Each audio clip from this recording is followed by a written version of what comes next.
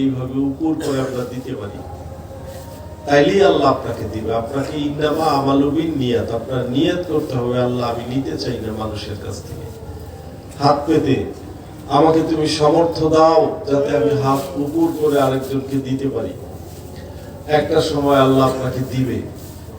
তখন আপনি যদি হাতটা এইভাবে উপর করে না দিয়ে আপনি যদি সেটা ব্যাংকের কাছে জমা রাখেন, তাইলে আল্লাহ বলবে, বান্দা তোমারে তো আমি দিছিলাম, তুমি তো চাইছিলা আমার অন্য সৃষ্টির খেজমত করতে, তো তুমি সেই খেজমত না করে তুমি ব্যাংকের খেজমত শুরু করলা, সমস্ত অর্থ সম্পদ দিয়ে ব্যাংকে জমালা, অথচ কথা ছিল তোমার চাইতে যে অভাবী তাকে তুমি সহযোগিতা করবা, এক সময় বন্ধ হয়ে যাবে। তো আল্লাহ আপনার রিজিকে আপনার যতটুকু বরাদ্দ থাকে ওইখান থেকে চেষ্টা করবেন মানুষকে দেওয়ার। আপনার যদি 5 টাকা থাকে ওইখান থেকে 50টা পয়সা দেন। সুরেশ্বর দরবারে দিতে হবে না, সুরেশ্বর দরবারে দেওয়ার আগে আপনি খোঁজ করেন আপনার আশেপাশে কার দরকার, তাকে আগে দেন। যার ঘরে পিতামাতা আছে জেনে রাখবেন, পিতামাতা আপনাদের আল্লাহর পরে পিতামাতার প্রতি সম্মান আর মুর্শিদের প্রতি আনুগত্য। বাবা মার মনে কষ্ট দিবেন না। সন্তানদেরকে সঠিক পথে রাখার চেষ্টা করবেন। সন্তানদের সামনে এমন ভাবে নিজেদেরকে রাখবেন যাতে সন্তানরা পিতামাতার প্রতি শ্রদ্ধাশীল হয়। নিজের সংসার, নিজের পরিবার, নিজের পরিবেশকে নিজে গুছিয়ে রাখতে হয়, তাইলেই সৌন্দর্য আসে।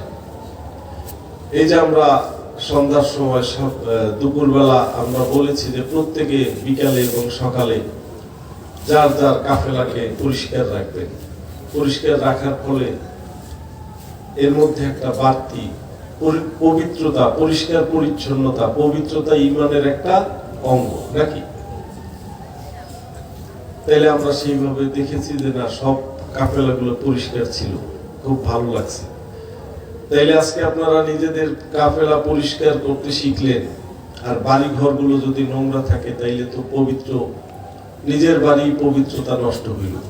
প্রত্যেকে নিজ নিজ বাড়ি ঘরগুলো পরিষ্কার পরিচ্ছন্ন সুন্দর করে রাখবেন। সুন্দর বাড়িতে থাকতে নিজের আরাম লাগে। বাড়ি ঘরগুলো পরিষ্কার করতে টাকার প্রয়োজন হয় না, শুধু একটু নজরদারি করলেই পরিষ্কার থাকে, গোছগাছ থাকে, সুন্দর থাকে। নূরমহলের বাহ্যিক বৈশিষ্ট্য সুন্দর, এ কারণে নূরমহলের ভিতরের স্বভাবগুলো মানুষের সুন্দর হবে, ঠিক না? হওয়া উচিত। তো যাই হোক, সর্বশেষ আপনাদের কাছে এই ওরসের সর্বশেষ মেসেজ হলো, সর্বশেষ যে কথাটা বলতে চাই যে আপনাদের দিলের ভিতরে যে গুণাগুণ, আপনাদের অন্তরের মধ্যে, মনের মধ্যে যে গুণাবলী এই দরবার থেকে নিয়ে গেলেন, সেই গুণাবলীগুলোকে ফলবান করে নিয়ে আসবেন আগামী বছর। ভালো আমল আখলাক এটাকে আরো বেশি ভালো করে বৃদ্ধি করে নিয়ে আসবেন। এবছর আমল আখলাকের মধ্যে যতটুকু ত্রুটি ছিল, আগামী বছর আরো সুন্দর আমল আখলাক নিয়ে প্রত্যেকে দরবারে আসবেন। নজর মানতের জন্য দরবার কর্তৃপক্ষ বসে থাকে না, আল্লাহ কোনো না কোনো ভাবে চালাই নেয়।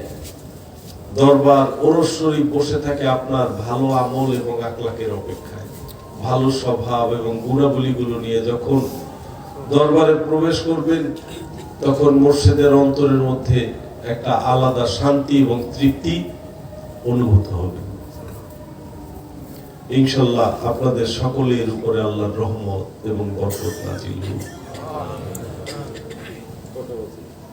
তবরক নিয়ে আসুন। চারটা